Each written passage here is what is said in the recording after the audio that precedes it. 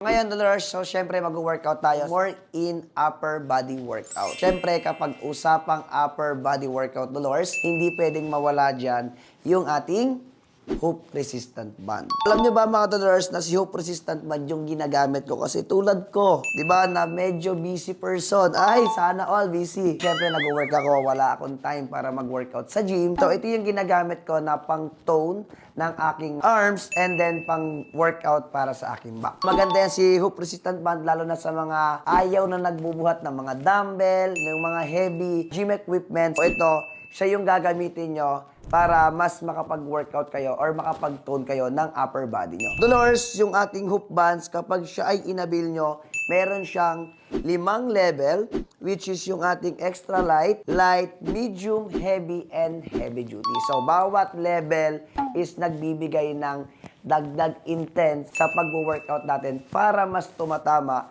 yung workout na ginagawa natin. Mga Dolores, so tara, start na tayo para maipakita ko sa inyo yung ibang mga different way ng pag-workout gamit si hoop bands.